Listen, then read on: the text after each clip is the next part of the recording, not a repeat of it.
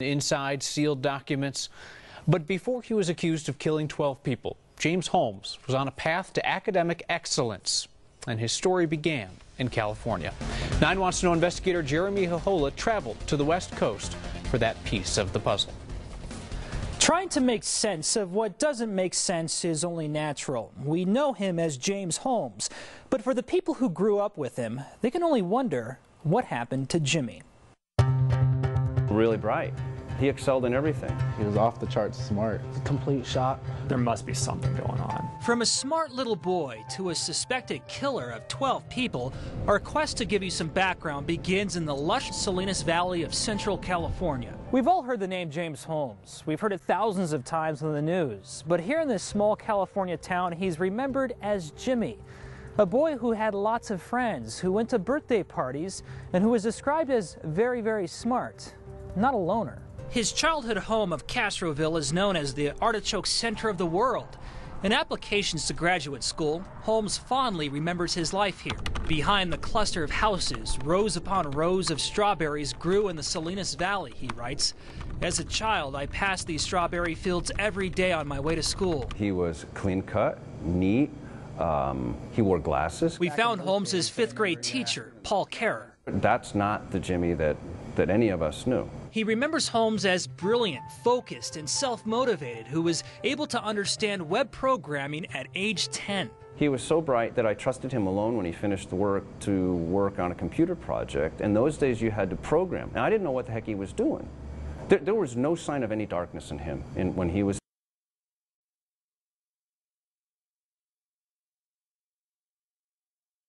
10 years old. Not a glimmer.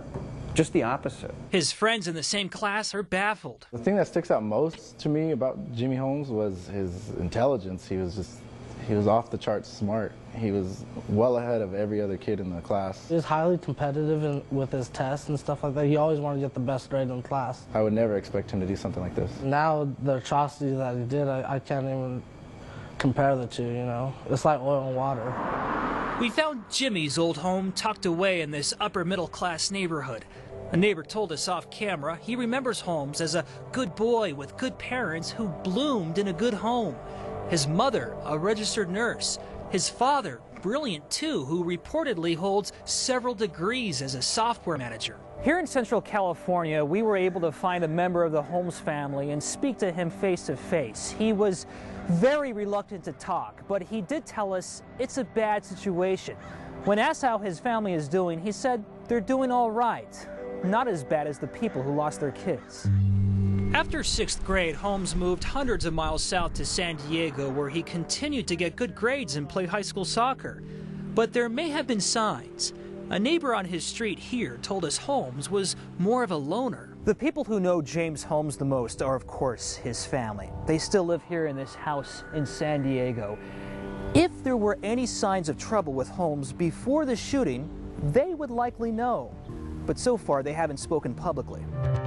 100 miles away in UC Riverside, he lived in a typical dorm setting and in this apartment near campus. Nobody remembers him, nobody. Not even in the Biological Sciences building where Holmes studied neuroscience. We spent hours talking with students and faculty, even people who graduated the same year as James Holmes. They all said that they never knew him.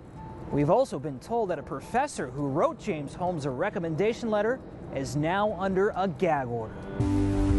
And because of the standing gag order in the criminal case, many details behind Holmes's behavior in Colorado remain secret. Fellow PhD students, along with his psychiatrist, are silent. Neighbors vaguely remember him. Once studious and social, Holmes became reclusive. He failed exams.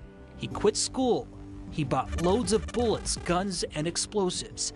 He dyed his hair red. Jimmy Holmes disappeared. I go back and forth between thinking he must have some sort of a mental illness that drove him to do this. I think that maybe he was just a monster. Dr. Max Wachtel is a criminal forensic psychiatrist in Denver. There are other mental conditions where you can be just as disconnected from reality. You can think that you're part of this good versus evil comic book world, and it makes absolutely no sense to anybody. But it fits in your own mind for whatever reason. A normal person wouldn't do what he did. Dr. Wachtel, who evaluates people for court cases, says Holmes is likely going through some pretty intensive mental evaluations. We may learn more about the alleged motive and the intent of this incident during a court date that is set for this January. One thing that a lot of people have speculated about are the suspect's facial expressions in court, his look. Did Dr. Wachtel have anything to lend to that, whether he could just be putting on a show for all of us? Yes, he did. We look back at that interview tape. Here's what he said. Is it possible he's faking it? It's absolutely possible. That's and that would be a huge part of a sanity evaluation. I know a lot of people thought that he was faking it at that point because of his demeanor. I've actually seen that kind of demeanor a lot in very mentally ill people who are not faking, who aren't feigning. And Wachtel says for certain, if Holmes is faking it, he will be caught through some pretty intensive evaluations that nobody could fool him. You know, our legal analyst Scott Robinson said the same thing, that he's never seen someone able to game the test in the end, that if people want to put on a show, it always gets found out. It always does. And according to Dr. Wachtel, these evaluations are very intensive. They're structured. If he's faking it, he's going to get busted. They're set up to look for that. Absolutely. Interesting. Jeremy Hohola, thanks so much. Coming up around 9:30, we'll take